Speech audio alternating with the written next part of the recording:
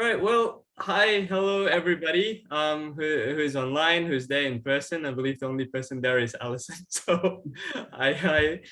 Thank you so much for making it for today's session on the digital circular economy. So, without further ado, we can get stuck into it. So, my name is Dr. Gobinath Rajarathnam, and I'm from Mercularis. I'm chairing this session. And today with me, I've got Gemma Dawson from the city of Sydney. I've got Alison Joes, who's presenting some really exciting things about RFID. We are also scheduled to have Professor Stefan Williams from the Digital Sciences Institute at Sydney University to join us shortly. So that's brilliant. And yeah, so maybe we can start because most of these conferences are really formal, and I was thinking let's do something slightly different. So this is more really of a several person Zoom meeting. You can think of it that way, So we're going to be taking questions on the chat, and everybody please feel free to say hi, where you're from. Already got a hello from Canada, which is amazing, all the way on the other side. So someone actually woke up or didn't go to bed at this time just for this. So good on you, And yeah, so just keep throwing questions. We'll start with a little bit of a round of introductions by everyone who is over here. And maybe I could start by sharing my own set of slides. So I would like to start off with an acknowledgement of country. So to show my respect and acknowledge the traditional custodians of the land on which our meeting is taking place, so kindly the Gadigal people of the Eora Nation, which is where Sydney University is situated. And of course, one more thing that has to be said, and we were just talking about this before we started, is all the behind the scenes work as well. So I really would like to acknowledge, and thank all the people who have, set this up, this excellent meeting. The conference, Valeria Messina, we were just speaking with, Professor Ali Abbas, Victoria Hope, who was, very instrumental in organizing and helping with all the rooms, bookings, and everything like that. So thank you to everybody whom we have mentioned, and who has actually done something that we haven't mentioned as well. Because at the end of the day, no matter how digital we're talking things about, it still takes people to make things move, and that is really the theme of it. So yes, it's a digital circular economy, but it's an economy involved with people, for people, and by people. That's really important. So we're Mercularis, and Mercularis is a startup, Mercatus Circularis, Latin for circular marketplace, because that's really how all this idea is, isn't it? And you can find us on mercularis.com, on LinkedIn as well. Fundamentally, if I was to summarize in a single picture, what is it that Mercularis is, or who we are, is at the corner, at the centerpiece really is AI, artificial intelligence, or as people in the know would say, machine learning, statistical modeling. And, we do things like thought leadership, virtual marketplaces, which we'll talk about in a second, and some engagement and education as well. All right. So I do wear two hats. I'm also an academic at the University of Sydney. I co-created and lecture digital circular economy. We think it's the first in Australia, together with Professor Ali Abbas and a few others. And it's going really well. So if you're ever interested, drop us a line. And we also look at the combination of all of this as, a combination of AI with all of these areas that gives you, data from which you can get information, which then gives you answers to questions you have about circular economy. All right, so early days of Google, maybe. Eventually, Mercularis is now building a digital circular economy platform, which is usable for everyone. It's scalable, quick and easy to use, creates new value, good for the world, the whole ikigai factors, whether it's a individual scale, all right, whether you're doing something in a backyard, or whether it's for, institutions or large or small scale industries. Effectively, a digital circular economy platform will service everyone, and it will serve everyone as well. So we've come a long time. So this is a screenshot from the conference that we did 2 years ago, where my then 1-year-old decided to make a guest appearance.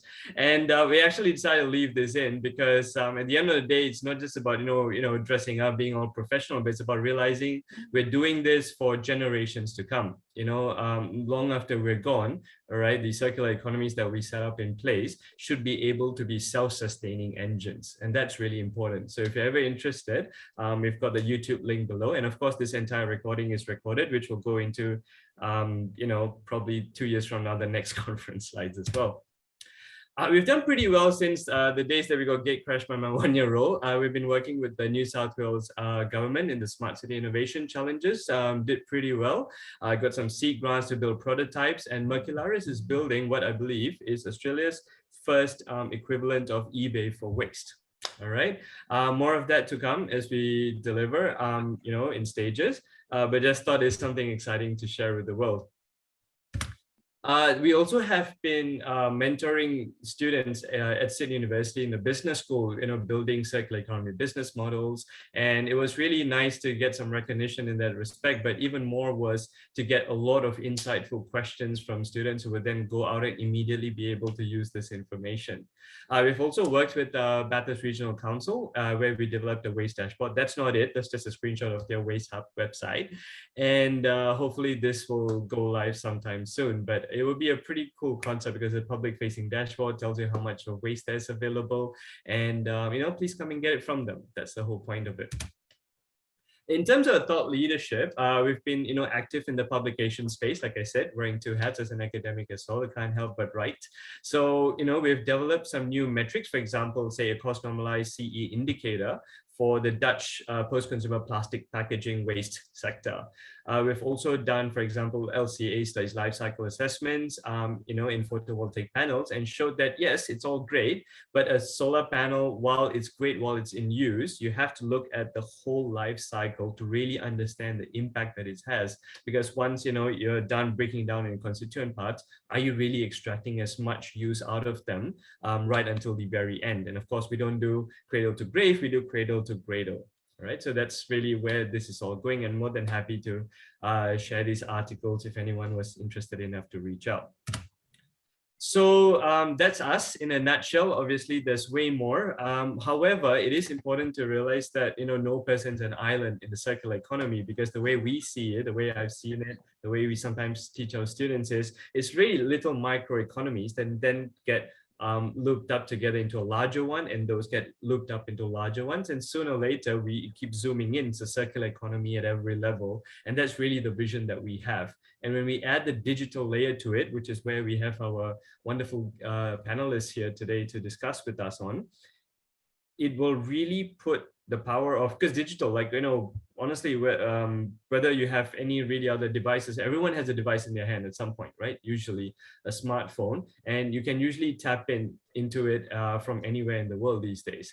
So that's really the vision that we have for this. So feel free to reach out on social media, on LinkedIn, and we can always take it from there.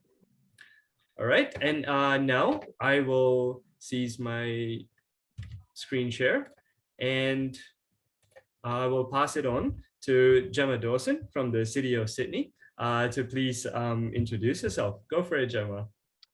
Hi, everyone. My name is Gemma. I'm the Waste Strategy Manager at City of Sydney. I'm just going to share my screen. Hopefully this will work.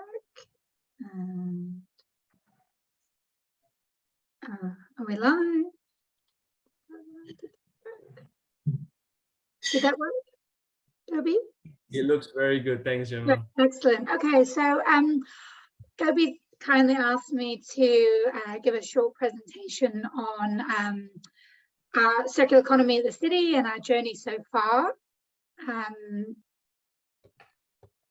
So before we start, I would just like to also acknowledge the Gadigal of the Eora Nation as the traditional custodians of our local area, City of Sydney, and I'd like to pay my respects to elders past, present and emerging. And I guess also to really, as part of moving forward, I think the Indigenous nations, real respect for resources and materials is something that I think we could all learn an awful lot from into the future. So just in terms of our own, as a local government, a circular economy journey, and why we are here today. So I would say we're pretty early in our journey still. We have a number of isolated examples of where we are involved in the circular economy, but I would say that they are sometimes they're born out of necessity for other things. So a library, for example, probably the original example of a circular economy, something that, you know, local government has been providing those services for decades, or for more than decades, hundreds of years. And so, you know, it just so happens that it is part of the circular economy, but it probably wasn't, it weren't designed to be circular. We want to move from being isolated to more deliberate. So really starting to think about where in our services and where in our projects can we make sure that we're thinking more about circularity. And we also then need to see how we can embed that into all of our systems so that it can be scalable and ultimately systemic. That's where we would like to be in the future. Just in terms of where we're sitting, so our community strategic plan was recently adopted, Sustainable Sydney 2030 to 2050, continuing the vision, bit of a mouthful. And so within that community strategic plan, we acknowledge, you know, the role that circular economy has to play, and that we've got ambitions, you know, to embed that not only within our own organisation, but within our community. We also have a grants program, which I think over the last 2 to 3 years, we have supported more than $350,000 worth of grants in the circular economy space. So I feel that we've certainly been providing that support to our community, and you know, we'd like to continue doing that. And I've got a couple of examples of some of the grants that we're involved in at the moment. We also do an awful lot in terms of communications and engagement, probably more around the resource recovery area, waste avoidance, that area. It's certainly an area of interest for our community and our residents. And so we have a very strong program in that space. And then around our organizational governance, we've recently put together a circular economy working group, which is made up of individuals from all across our organization, people who design and build our swimming pools, for example, so some of the major projects we're involved in, people who work with businesses, people who work in procurement. So we've brought together, you know, key players and stakeholders from within our own organization.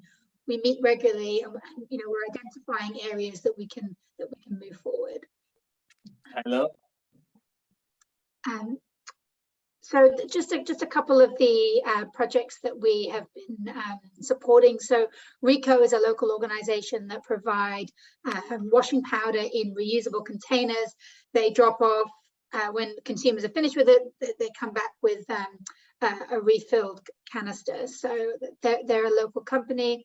Another example of one of our grants is Kua Coffee. They provide all of the coffee to businesses in reusable tubs. They not only come and collect the containers, but they also collect the coffee grounds themselves and compost them locally in our local government area. And another organisation, Relove, they support people who are suffering from where they're experiencing homelessness. And what they do is they collect reusable furniture which is from the corporate sector that is no longer wanted. They put it in their warehouse, and then they invite people from the community to come in and choose items for their home. So it's a really wonderful story, and yeah, we're looking forward to supporting them in the future. Just a little bit about some of the challenges that we see. So embedding circular economy within our existing systems is a challenge. You know, local government, you know, it's a lot of, you could say it's quite bureaucratic, and so we have a lot of systems in place already, and so adding circular economy thinking within our existing systems is a challenge, and maybe one that I'd be very open to anyone's suggestion. There's also the feeling that technology and innovation to support the circular economy needs to catch up. I don't think it's there yet. And then, you know, obviously dealing with the community and, you know, all of our desire for convenience and the value for money pressures. And then just lastly, some of the opportunities. I think there's a real opportunity for local government to influence long-term planning, and also particularly around the sort of precinct developments. There's other goals that I think circular economy works incredibly well with other initiatives like community wealth building, where we support these grassroots organizations, so keeping things local. And as a local government, I feel that we have some leadership opportunities. So interested to hear anyone else's thoughts. If anyone would like to contact me about what we're doing at the city, there's my contact details. I'll leave it there. Great. Brilliant. Thank you so much, Gemma. The part that really resonated with me was about how it goes into the community, combating homelessness, or just people who need support, isn't it? Because it's at some point, right?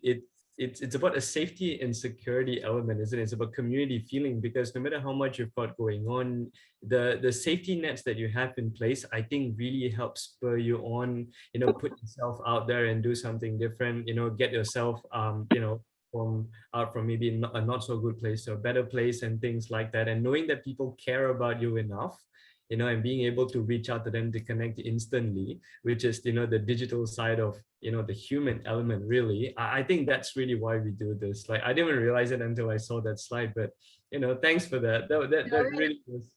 Yeah, thank you. I really hope people reach out to Gemma after this, and I'm very happy because I get to finally meet our next panelist in person. Well, not in person, but Stefan. Hi, thanks for joining us, and thanks again for your patience with all the emails and everything. Because I'm sorry, everyone, because I was just telling everybody that this is not just one of those stuff you wear a shirt and be all professional and hoity-toity, but this is people connecting with people over things we find important. So Stefan, thank you so much for taking time out of the day. I am aware that you might have to duck out early, so please, over to you. Yeah, no, actually, I've realized my conflict has been shifted, so I'm available to stay for the whole meeting, and very much looking forward to the conversation. And apologies for the late arrival. I had a few digital issues with connectivity getting online, but I'm here now, and very much looking forward to the conversation. Yeah. Okay. So yeah, do you have any opening thoughts? Would you like to talk about yourself in the DSI maybe for a few minutes? Yeah, maybe. I did put a couple of slides together, if that's all right. Yeah, absolutely. If that's okay. And I thought what I'd do is give a quick overview of two significant initiatives at the University of Sydney that I've been pretty involved with over the past year or so. One is our net zero initiative, and the other is digital sciences. And I think there's a great intersection between those two. And I think this discussion about circular economy is particularly pertinent to both of these initiatives. And this includes participation from academic staff across the institution. I think we're very much looking forward to thinking about circular economy and how some of the digital sciences work that we're doing in particular can support that. So our sort of mandate and vision within the net zero initiative to accelerate Australia's path to net zero. And I think circular economy is going to be an important part of that. And underpinning sort of a lot of these initiatives will be world-class research. And there's a lot of details on our website. And I guess, Gobi, you can potentially circulate these slides later if people want to read a bit more about the initiative. But ultimately, we're really trying to help industry and government, like across the whole country, to really understand what's happening in the net zero space, and to really help us realize our ambitions through the development of innovative technologies and engagement with the wider community. We're looking to take a pan-university perspective on this. Not, this is an initiative that's led out of our Faculty of Engineering, but is really looking at how we can link in with climate science, renewables, chemistry, behavioral science, and think about how we can change the way that we produce energy, the way that we have demand for the energy, and the way that we use that, and look at its implication on our net zero targets. We have over 125 staff now involved across all of our faculties. And we've looked at really putting our research under four main pillars in zero emissions, climate change risk, in carbon removal, and demand reduction. And I think, the circular economy piece really speaks to a couple of these areas, particularly in managing demand and in managing the way that we think about materials, as Gobi said, from sort of this, early stage design all the way through to the potential reintroduction and recapture of those materials. And I think that can really help us with our net zero initiatives. Under each of those pillars, we've got several projects led by particular academics in thinking about minerals and transportation and things like that. And this really connects across the university in these project areas. As part of this conference, we're also running a net zero conference, which happened yesterday, and have established a board and an industry board to really help us guide this initiative. So I think there's a great amount of overlap between the thinking around circular economy and our aspirations in the net zero space. The second initiative that I'd like to talk very briefly about is our digital sciences initiative. So here we're really thinking about how we can take our expertise in the digital sciences and see them applied into a variety of areas, including in manufacturing, agriculture, and medicine and health. And I think all of these things really need to take a more circular economy perspective as we move forward. We like to put digital at the heart of all our research, educational, and engagement programs. I think there's a huge opportunity here in the way that we use our digital tools in machine learning and in databases, in the sort of tracking of provenance of materials. So I think there's a great amount of opportunity in the digital space. And if we look across our faculty in particular, we've got 7 schools, and all of them are doing work related to the digital sciences in data science, computation, algorithms, machine learning, and things like that. So I think there's a great opportunity to connect a lot of this work with this circular question. We're looking beyond the Faculty of Engineering to collaborate with faculties of medicine, health, science. And again, this is a pan-university initiative to really look at how we can transform the way that we use our digital capabilities.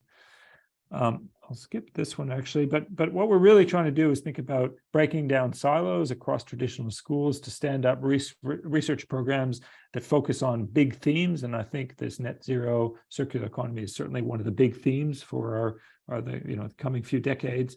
We're looking to work more effectively with government and industry to really achieve scale, excellence, and impact of the research we're doing in the digital space. And I do hope there's some opportunities that come out of today's discussion in this area. We've organized the digital sciences around a few key application research-oriented missions in health, digital health, agriculture, defense, advanced manufacturing materials. And we've got some underpinning capabilities in data-centric engineering. We do a lot of work in cyber physical systems and robotics and automation, machine learning, communication systems. And I think all of these things will be important for our future management of our circular economy needs. We are also embedding a lot of these digital tools in all of our degrees across the faculty and introducing some new programs into all of our degree programs to provide our students with better digital literacy. So I think that's all I wanted to say to sort of set the stage and share where I come from, but very much looking forward to the conversation today. All right, brilliant. Okay, so between Stefan and Gemma, I have basically no more questions about the digital circular economy because I have prepared a list of questions that circulated to everyone and they just answered it straight away. But no worries, I'll think of some in the next few minutes. Maybe we can now hear from Alison Joes, the Director of Circular Center. Over to you, Alison. Hi, my name is Alison Joes. I actually, in this instance, also working with ACEC CS. I'm the CEO of ACEC CS and also the circular economy. And I really love being able to pay my respects to the Gadigal people of the Eora Nation and also for past, present and emerging, particularly because it really taps into the #3 solution for the circular economy, which is to look after our environment and biodiversity, which is our why. And certainly those people do tap into that with country, and we need to look to their solutions that they're providing. The overarching goal of everything that we're doing is actually to reduce carbon emissions and plastic pollution. And that's where I actually came about with the Circular Centre in getting a grant from New South Wales EPA to create a circular textile waste service. And part of that pilot was actually done with Mosman Council. So that was a council-wide take back from all the residents. And also we did Virgin Australia and General Pants and a number of other solutions. But what that did is that led me to the point that where are the problems in creating a circular textile waste service? And so principally that is the problem of we need a tool. We need a tool to be able to connect all of the stakeholders, but primarily when we actually get embedded into a circular economy that is enormously complex, we needed a smart tech tool to actually close the loop. And so that's where I came to ACEC CS, which is part of ACEC's group, and the RFID thread, which was created by Dr. Rajarathnam. As I say, it's a wicked problem. You can see 130 billion garments going to landfill or incineration. Both of them are enormously problematic for the environment and also for people. So that is the problem, that we're not able to actually sort the composition. And so to embed an RFID thread into textile products will connect it to the Internet of Things to help with semi and then fully automated sorting, a combination of both, so we can actually also bring in human-centered design with the smart tech. So the losses are enormous financially. There is in the US, 500 billion worth of clothing that is actually seldom worn or recycled. That provides less than 1% of materials actually going to also be recycled. So the financial loss is enormous, as we know the resource loss for greenhouse gas emissions. To flip that around, of course, the benefit will put it's estimated 192 billion back into the market. Now, we're only actually looking at the euro and US dollars because Australia is, there really is very, very little data that is actually attached to this industry itself. And so that also, next slide, that helps provide the problems that are currently existing in this system. So the greenwashing, there is a lot of that is actually coming about now that governments are taking charge on that to actually try and stop that. That's actually more overseas than here. But the consumers know very little about a circular economy, the misuse of LCAs and also the current RFID tech where the connection to the brand is lost. The RFID is actually attached to a swing tag and thrown away as soon as it walks out the door. And also there is no connection to a circular economy, so there's no support for recycling. As I said, the data is actually very minimal and inefficient. And also we're not able to hold any of the brands financially accountable for their own waste. So, and there's no costings attached to actually what the resource recovery sector require to be able to inject and make a financially sustainable circular economy. So what we're doing is providing a digital technology solution with the RFID threads. It's the world's first smart washable radio frequency ID tag, housed in a single thread. It's powered by Circular Link blockchain software, connects brands to their supply chain management system and also to a circular economy. Now, this is what the thread actually looks like, and I'll be able to show on screen later. It's the world's first intrinsically incorporated digital ID system. It's a circular 10-centimetre metal thread that is slipped into both new and recovered garments and products. Next slide, barcodes currently, this is the transition of how it's actually looked like since 1951. In this case, each thread has its own ID linked to the Circular Link software, so that creates a digital platform and blockchain that will not only hold the data from the manufacturing stage, but also collect along its entire life cycle. So all the industries will be able to scan and connect, that is wholesalers, retailers, customer, and also the end-of-life recyclers. It will provide advanced textiles, so connecting to the Internet of Things, pave the way for AI, advanced manufacturing, robotics, and really there's a lot of scope in that area to come on board. NFC technology, which is how we scan to our phone to get a coffee. That is the capability, but currently we're actually advising only to go with QR codes on swing tags on garments because there are privacy concerns, but we are addressing that and I'll get to that. So it actually is unique from any other solution because it actually goes beyond just tracking and tracing and the provenance of an actual fibre or the garment, and it's going to loop to a circular textiles network. To give you an example of this would be a countrywide solution for any national clothing product stewardship scheme. So a government can underwrite the rollout for brands, because then we can actually work to a bulk order for MOQs, and that will bring a price down in Australia, be about 20 cents per thread. So that, to do that would mean that it's an equitable cost for all designers. So that removes the barriers for, say, students versus Kmart. Everyone will be able to have that same equal access. It will also mean that we could facilitate free access to the resource recovery sector. So either it be handheld, there's several types of handheld devices that people will be able to scan and access and then add data. It also allows for the collection of a tax or levy to pay for a product stewardship scheme. And that would be based on the individual product itself, as opposed to just a blanket amount. So that would support a financially sustainable, self-sustaining industry. So the smart tech, it will provide unparalleled evidence based on accurate data, because it really is real-time and dynamic. It will also provide mitigation data, so we'll be able to know what actually we have diverted from landfill, and also the plastic pollution, given that we do know the majority of the clothes are actually plastic. It helps us give information on chemical and supporting any standards.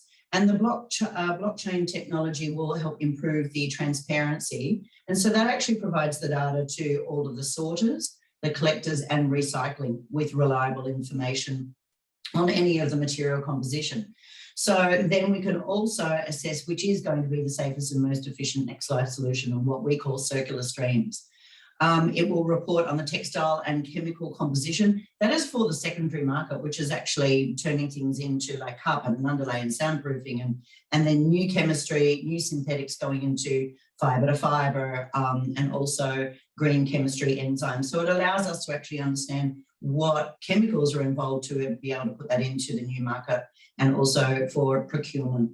The data will be able to also provide opportunities for brands to sequester, and know that's actually a really big problem, whereby a lot of brands really would like to sequester, but it's very costly to actually work out your carbon solution or your carbon footprint from a very complicated supply chain management system.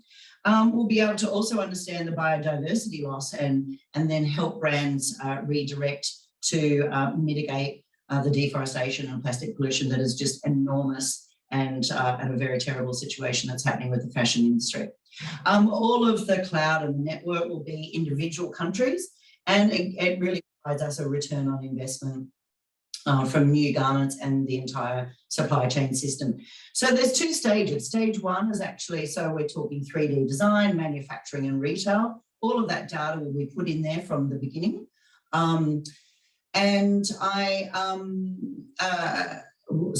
was reading the screen as well. So products in the supply chain management system goes everything from manufacturing to digital customer engagement. It will increase logistic, inventory management and efficiency. So that's everything, whether it be transport, stock inventory, warehousing. So that is all of our carbon footprint, but also goes into the retail, resell and rental. So that's getting into the circular economy now.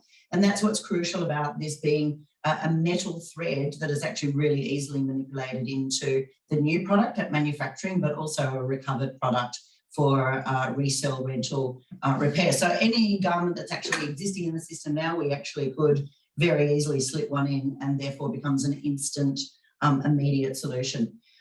It will facilitate the checkout free stores, which is happening in a lot of stores at the moment. And returns is a really big problem. Because just getting it back into the system. So this will solve that problem with an easy scan. So stage two is the garment or the product, actually the DNA. So that's the software that's going to be switched off from the point of sale. Normally, that's what happens where a customer walks out and the swing tag is actually thrown away, the RFID thread. So at point of sale, that will be switched off, all by request by the brand. So that will then be switched away from any of their supply chain management and to an open source database, and then starting to go into the next phase for the blockchain, attaching to a circular textiles network. So that will be a network of resource recovery providers. That is everybody who's in that system, who has the capability of taking and reusing, repair, redesign, remake, and then going to the remanufacture and renewables. So We can then do semi and automated systems, and always thinking about the adding human-centered design. As I said, doing the circular textile waste service with councils, we actually employed disability enterprises, and so they were actually taught how to read this label, and that is very costly and not efficient solution. So that's why the RFID threads will support a team to do that. And it can also scan in the hundreds and thousands instantly. So, but also I think moving to, we need to go to semi-automated and automated systems, because it just is such an enormous problem. So it actually does solve that problem of the inefficient bulk sorting, and it'll be based on just what we call the base data. So fiber composition, product type, color, then we know the contamination, and then they'll also be able to use that data for understanding the next piece of where and the costs attached to transport volume, etc. That's so. Hi, Alison. I'm so sorry, Alison. I might have to sort of wind down so that we can move on to the question section. Is that all right with you? And then I can Sure. give everyone, you can pass them your contact details and they can hit you up for more information. Will that be all right? Yeah. 'Cause I've got my eye on the clock. So if that's okay with you, please.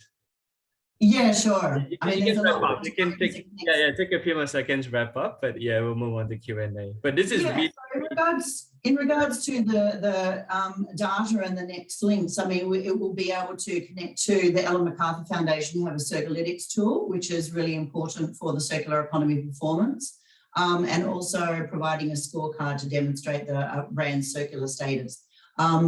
So being able to attach to any other data, even in regards to your Mercularis, that will be able to be put into that, and we're currently looking for pilot participants. Thank you.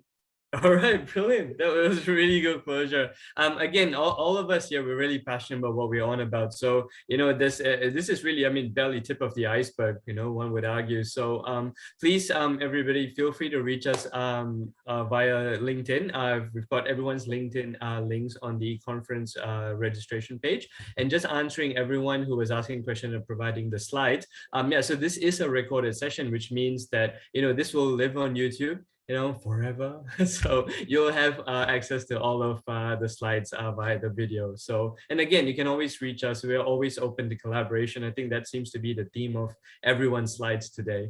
But maybe we can get stuck into it. We've got 20 minutes left on the clock, or maybe even less, because we've been advised that we need to prepare for next session. But maybe the first one is, and this would be a good one for Stefan actually, as DSI. Stefan, so the missing data problem.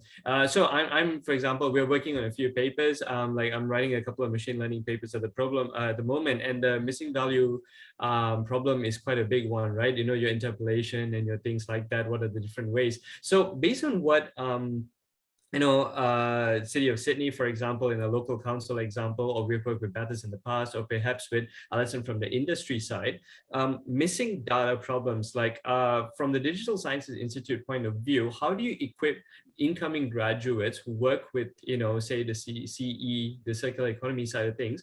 How are they supposed to tackle missing data problems in your perspective?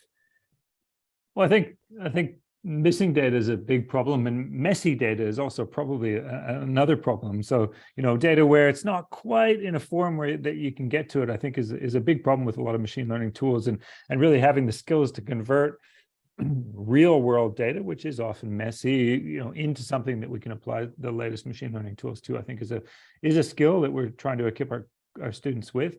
We're introducing new multidisciplinary project courses where we're, you know, encouraging students to think about industry problems, and maybe some of the problems presented here from, you know, the other speakers would make great case studies for our students to look at. And we're really going to be bringing students together across, you know, civil engineering and chemical engineering and, you know, mechatronics and computer science to tackle problems like these that are sort of really, you know, challenging problems. And I think just exposing students to data, getting them to work with the sorts of data, real world data that's out there, I think will equip them those skills to be able to think, you know, creatively about how to fill in the gaps, how to know what data they don't have or they need, And I think there's also another problem that people sometimes talk about, which is the small data problem. Everybody talks about big data and there's masses of data, but in a lot of cases, actually, we have relatively little data that's been, previously, labeled, or that is in a form that will help us to use these sort of new advanced machine learning tools. And I think so, giving our students a broad range of exposure to data analytics, machine learning, and things like that, I think we'll set them up for contributions in this area.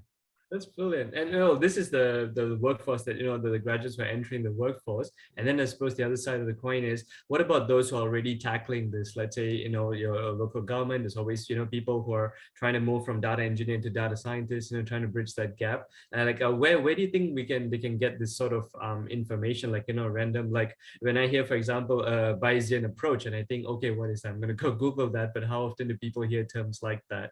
So do you have anything for people who are really in industry and who are trying to sort of bridge knowledge gaps? I think what you need is people with different skill sets in the room. So you need the domain experts who really understand the problem that you're trying to tackle. And I think in the case of this circular economy, it's sort of provenance tracking. As we heard about this RFID thread, first time I've heard about it, it sounds like a brilliant initiative. Really understanding what are the important features of these different domains. I think having them, engage in conversation with experts in machine learning, who sometimes get, wrapped up in the latest advances in machine learning for the sake of machine learning. I think the really interesting solutions come when you start to bridge across those domains and start to have the domain experts talking with the people who are used to dealing with data. And when those kind of conversations come together effectively, I think that's where really the magic happens, and we can have a profound impact on the way people use the data. That's brilliant. Yeah, because one person doesn't have to solve everything on their own. In fact, the best thing you can really do to save time is just reach out to other people who are keen, and then they're like, yeah, this is what you can do, and things like that. Absolutely. So collaboration, once again, theme of the day. Maybe I have a question now for Gemma then. Gemma, you've been on the local council side. So from your perspective, there's all this list, everyone has a laundry list of problems to solve, but what are the things that are, currently bugging the city of Sydney from your perspective that really stops the digital part of digital circular economy? When you open up your screen, you want to see, for example, the entire waste landscape. What's stopping you from being able to view that at the moment, would you say? Oh, that's a big question. I think, look, we're obviously in a city local government. Our challenges are probably slightly different to some of the more regional local governments, but in addition to what we talked about before, the data around the materials that we manage within our local government area is really poor. It's not transparent. It's not categorized very well. So that's one issue. But then the other issue is around space and logistics. And even if we can better utilize the materials that we manage as a local government, there is such a high demand for space in a densely urban environment that we're situated in. So that just becomes an additional barrier, because it's really having a system in place that can really identify a material need earlier enough that you can connect it before something becomes a waste.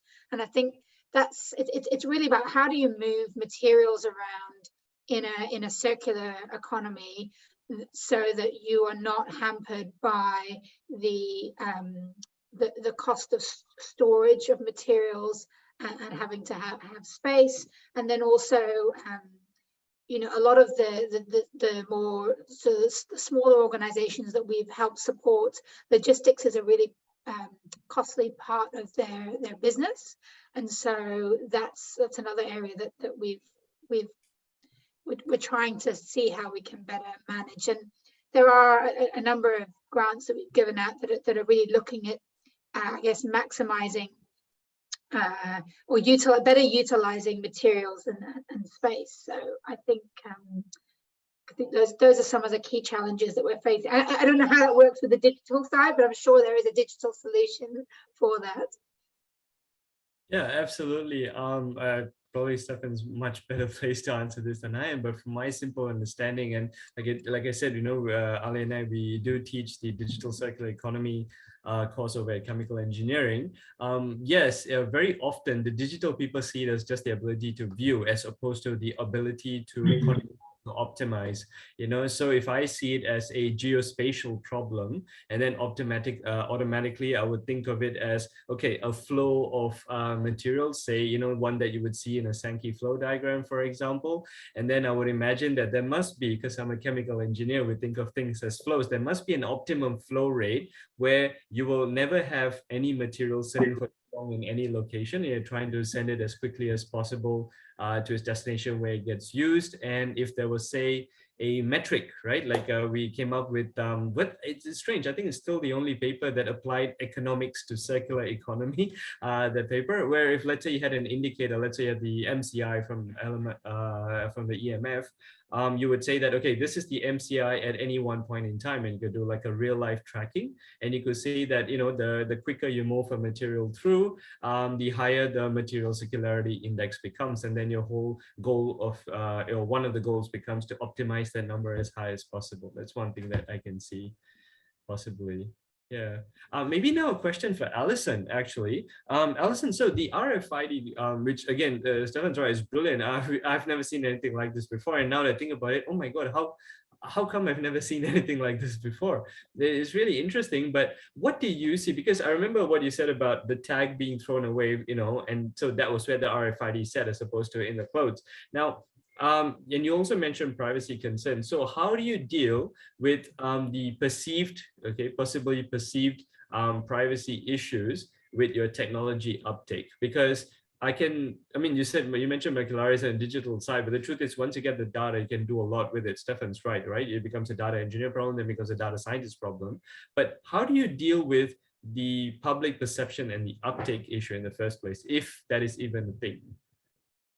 Well, it certainly is a thing, that is the reason why we have established that the only information that's going to be on there is actually the same that mimics on the swing tag and also on the company's own website, so it's public information already. We do know that our phone is actually tracking us a lot more than what an RFID thread will do in our garments itself. So to have people actually understand that it really is just going to have the information that they can access themselves. So it is just more about the resources and the materials in the garment, and actually not on the individual themselves. Okay. And, industry, RFID industry, blockchain industry, so once we all start to know more about that, and also enjoying that, because I think once we step into that, no one's going to question that, and it's very few people actually question once they know. Okay, so education is a large part in sort of circumventing this, you're saying? Yeah. Okay, that's brilliant.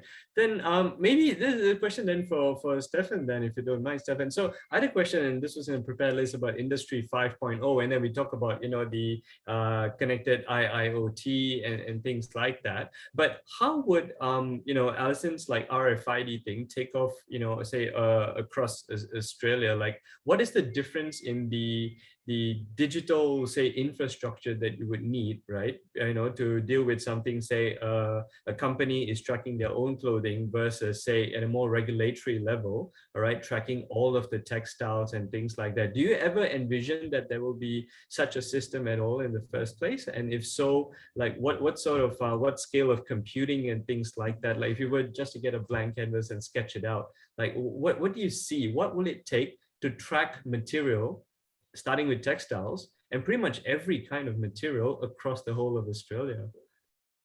I know it's a big. I think that's a huge problem, and I think part of it is as much a behavioral change. People have to get used to thinking about, particularly in the textiles example, of how what they're buying, where that's going to end up, and now I think most people tend to, they'll buy something, wear it a few times, some more than others, and then we'll get rid of it either through a donation or dispose of it. I think you'd have to make it relatively easy for people to, recycle some of the material. And as we've seen recently in Australia, some of those programs, even the ones that people expect are working well, the soft plastics, for example, is one of the biggest companies that's managing soft plastics, and has been saying, yeah, bring us your old plastic bags.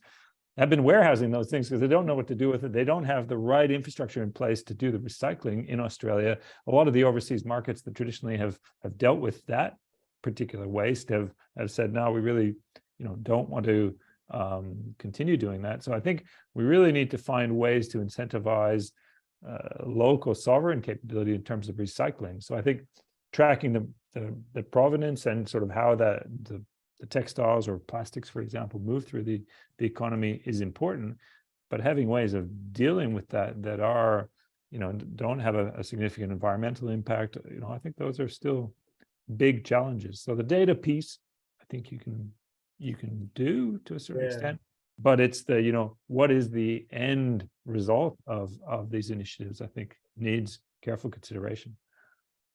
That's actually true. I was afraid of that answer, but yeah, because it's what everyone sometimes asks as well. Usually have students, but we always answer the technology is usually not the problem. It will take time. It's technical problems that have to be solved, but eventually the engineers, we always find a way. That's not the hard part. It's about actually the physical, the materials, what do we do with them, policy that actually enables you to have, incentivization for, dealing with the waste in a more economically viable manner and things like that. Those are the tricky bits, to be perfectly honest. You're absolutely right. And I think another consideration is also, the cost of some of these programs and how that gets passed on to the consumer, and whether consumers are willing to pay. It might not be a lot extra to put a tracking thread in there, but then being able to track that through and deal with the waste on the other side, somebody has to bear that cost. And it's unclear sometimes whether consumers are willing to pay the extra couple of bucks for their pair of jeans or whatever it might be that it might take to really do this at scale. So I think there's lots of behavioral elements as well as the sort of more technical digital elements that need consideration. Or like when they ask you when you're booking a flight, would you like to add a few more dollars to offset your carbon, And yes, I mean, of course, people want to, but I remember someone remarking 2 days ago that, why would they ask me? Of course, I'm going to say no. It was really interesting because yes, the psychology is really interesting. But what about Gemma? Do you have any opinions on this? Like in terms of the city of Sydney, right? Like it would be fantastic, I'm sure, to track all the waste, everything where it's going and all of that. And I know you said there were challenges and we talked about it earlier, but what could be, for example, this is a question regarding mandatory versus voluntary data. What are the data pieces that you will need? And you're like, that's it, and that will solve all our issues, like in terms of knowing where all the plastic's going and knowing, like, do you need to, for example, know who's on the other end, who's willing to receive the waste to make it, say, to be used in their products and all of that? Do you maintain such a register? Is there such a system? No, we don't maintain that kind of register. I guess part of the issue is that from a materials management perspective, in terms of waste, it is managed predominantly at the state level in terms of all the information. So the facilities are licensed by the EPA, and a lot of the legislation around product stewardship that I feel, I don't doubt there are digital solutions and solutions for all of these problems, but I do feel that the regulatory framework and environment is not quite set up at the moment to facilitate these things happening. And so, you just talked about, adding on a couple of extra dollars for a product. And in my experience, no one entity is going to go out on a limb to do that unless there's a fair playing field. And so if there was stronger product stewardship regulations or legislation, then all entities would have to do that. And then, we could utilize those elements of technology that exist or could exist to solve a lot of the problems. So at this point in time, I feel that we need stronger regulatory, and part of the reason that Red Cycle fell over, from what I've been reading and from what I understand, is it's not the participation of the consumers, it's more around demand for that product at the end. And so we really need to go back to how we design products in the first place, so that we know where the end markets are for those materials before they come onto the market. So I think that needs to be a lot more collaboration across government and industry, and also the tertiary sector, so that, as I said, I really believe there are solutions out there for all of these issues, but unless there is a bit more of a push to do them, either a fiscal incentive or a regulatory push, then I think we're going to struggle to meet the two. That's true. This is really brilliant, and I can already tell that I'm going to be emailing all of you for a follow-up chat after this, as I'm sure many of the chat participants. I've got a session warning from Valeria, who says that we need to wrap up before the next one. And I want to say a heartfelt thank you, Stefan, Gemma, Alison. Thank you so much for your time. Thank you for responding to all those emails. It was really a genuine pleasure to have a chance to talk to all of you, and there definitely will be a follow-up. And thanks to everyone for attending as well. All right, take care. Thanks, See you. thanks all. Bye. All right.